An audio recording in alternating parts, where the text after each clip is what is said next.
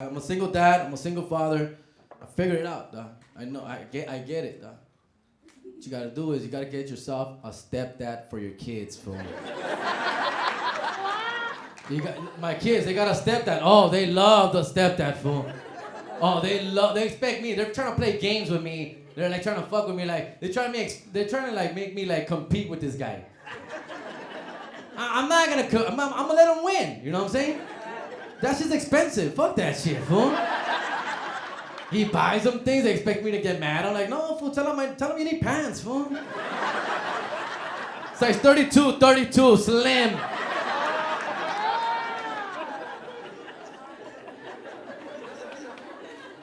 That's that. Every Sunday, he gives them $20. Yesterday, he gave them $20 each. $20. Plus the money that I give them, they're walking around with like $22 in their pocket.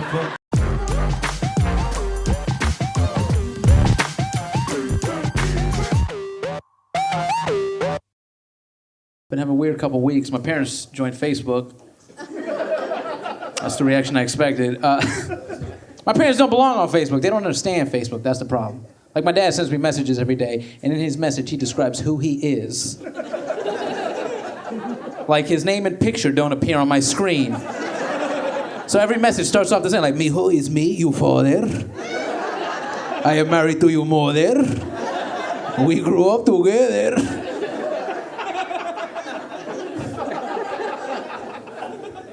He constantly calls me with questions about Facebook. You ever get a question from your parent that's almost borderline inappropriate? A couple days ago, I get this one. He's like, "Mijo, why don't you poke my face?"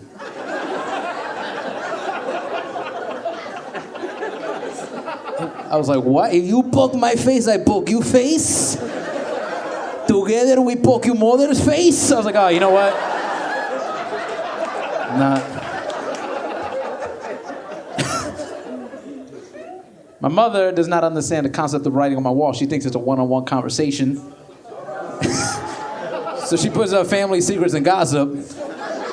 2 days ago, I get this one on my wall. She's like, "Mijo, don't tell nobody."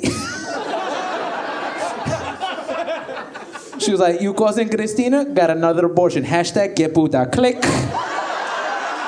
Wow. I was like, "You just told everybody."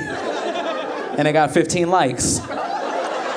My dad's different. He's like a tabloid journalist. He gets the story all mixed up. Whatever sounds good to him, that's his reporting method. Be on the phone with my dad. He's like, "Oh, well, your brother got some waitress pregnant." I'm like, "Dad, that's his wife." Whatever. You know. She used to wait tables. My dad's super cheap. I'll tell you the story. He doesn't like to spend money on himself. He's been twice married, twice divorced. His second ex-wife, my stepmom, passed away at the beginning of last year. Now, don't get uncomfortable. It's important to the story. But how cheap my dad is. So a couple weeks after that, my dad lost his cell phone. He didn't want to spend money on a new cell phone. So what he did is he went over to their old place, started using her old phone with her same number, but he didn't tell anyone about it. True story. That's right. That's how his cheap brain works. It's a perfectly good phone. Why would I spend money on a phone? I found he did this because 4 months after my stepmom passed away, I got a text from her. That's right. They live 2 hours south. Text said, "Hey, I was thinking about coming up for a visit." So just in case, I texted back, "I'm sorry about everything. Please stay where you are." And I threw my phone into a fire. I don't know how that shit works, but... I am a new dad. My daughter is a month old yesterday. So, yeah. Thank you. See, that's an appropriate response. I appreciate that, because that's a happy moment. I know. It's not TV. I can hear you. Please don't do that. I have ADD. Somebody talks, I'm just like, shit. No, but that was an appropriate response. You know, you guys showed like some love that I'm happy, you know? And I've realized now that I have the woman I want to spend the rest of my life with, and I have a family that I've started, I've realized I have no tolerance for lonely people anymore. Like I don't, like their behavior and shit is just not, I don't tolerate it. I'll give you an example. I went into a club that's run by a female, and I hadn't been in this club for a while because I've been out on the road, and I walk in, and I'm walking on sunshine. I'm happy, life is good. And she's just like, hey, Mr. Riley, how's life been treating you? And I go, I'm good. I was like, the baby's good, my wife is good, I'm feeling really blessed right now. And she goes, ugh, good luck with that. And the hate just came out of my face. I was like, well, fuck you, you lonely bitch! And my buddy knows that I'm not a very aggressive guy. He almost blew beer out of his nose. He was like, what the fuck was that? I was like, I don't think I like her. I don't think I like her very much. I just don't have a whole lot of tolerance for stuff right now. This is what I'm realizing that really bugs me about being a new dad. It's made me accept things that no man wants to accept. I'm sensitive. You know? No man wants to admit that he's sensitive, you know, especially when right now the cool shit is, I don't give a fuck. I give all the fucks. Okay, my dad's like the craziest guy in the world. Look, growing up, he used to think to me growing up, right? He used to call it his fat check. And what he would do to see how fat I was, he would stick his finger in my belly button. Dead serious, right?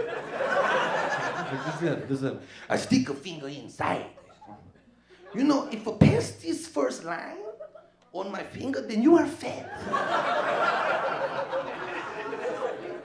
Do it, lift up shirts. Like, no, Dad, what kind of shit is that, you know?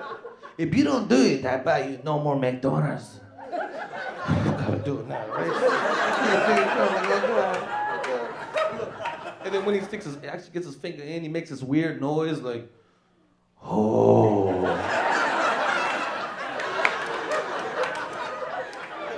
Is it still going? Oh my God. You are going to die. And then he's gonna smell his finger. Oh! Smell like the squid. Itty orange squid. Itty orange. The craziest story ever, right? My dad works with my childhood friend Marcus, this black dude from the hood, you know, and they had a really interesting conversation at work one day, you know. He was like, you know, Marcus, I care about my son's hair so very much. So, I stick a finger inside. Marcus got confused. He's like, hold up, Mr. Chang, hold up. What did you say? Is you saying you finger Dante? Oh, yeah. I finger the Dante all the time. Sometimes my room, sometimes his room, sometimes I have to shower surprise to him, you know? Mr. Chang, don't you feel bad? You're doing this to your own son? Little bit. Because one time he's crying, you know? Daddy, please, just stop. No more, please. But how you think I feel, huh? My fingers smell like a shit all the time. I saw my dad's penis the other day, you guys. Wow. There's a reason I'm saying this. I'm not just weird. This is mostly for guys in here. Do you guys, like, did you see your dad's penis as a kid growing up? You saw your dad's penis? Didn't you think like it was the biggest penis in the world, right? Like you're just like, yeah, I did, right? You're out, this guy's in, right? Remember, you saw your dad's penis as a kid, and you're just like, my dad's got the biggest penis in the world, right? And I'm walking around that in my head. I used to think it looked like a tall boy beer can. I'm like, I saw it, trust me. My friend's like, no way. I'm like, yeah, trust me, right? But then as I got older, I'm like, I don't know, maybe I just thought it was big as a kid. Because hopefully when you're a kid, you know, and you see your dad's penis, hopefully that's the biggest penis you've ever seen, you know what I mean? Like, but as I got older, I'm like, I don't know, like I moved to Chicago from Indiana, and I used to think this was the biggest city in the world, right? Now I'm like, it's not that big. So I thought, maybe my dad's penis isn't that big. And then the other day we went to his gym to work out. It was like family day, and we all went to work out. And my dad's in his 70s, so he starts getting naked in the parking lot, right? Like he's just like, fuck yeah! Naked! But once we were in the locker room, I was like putting my stuff away, and I like felt that he was naked behind me. There was like a thing in me, and I'm like, I bet he's so fucking naked right now, right? And then I was like, oh my God, this is it. I can see like what's going on here, you know? So I like put my bag away, and then I just was like, yep, it was still so big. It was amazing. It was big. Yeah. And now I can like go on with my life, right? Like because I didn't want to be at the hospital if he ever dies, God forbid. And the doctor's like, I'm so sorry. There was nothing else we can do. And I'm like, there's actually one thing you can do. Can you just lift up that blanket? Okay, now get him out of here. You know, I don't know why I got so aggressive at the end there, but okay. All Middle Eastern. Just middle-aged Middle Eastern men, just like this. With their stupid mustaches, right?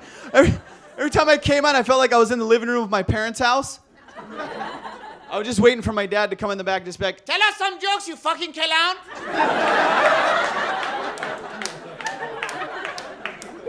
Waste of education. Waste of my money. Son of the bitch. That's how my dad talks, dude. 28 years I had to deal with that voice, and he'll never be at a real show because he hates stand. He doesn't get stand-up.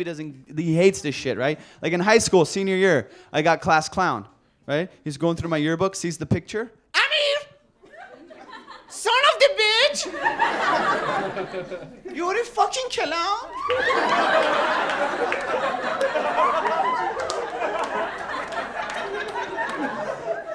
I brought you to this country to be a clown, motherfucking.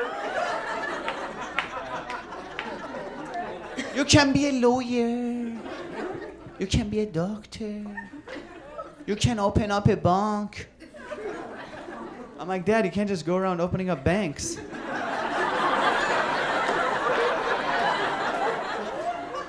You like the people to laughing at you? You like them to laughing at you, huh? I'm like, yeah, Dad, I kind of like making people laugh.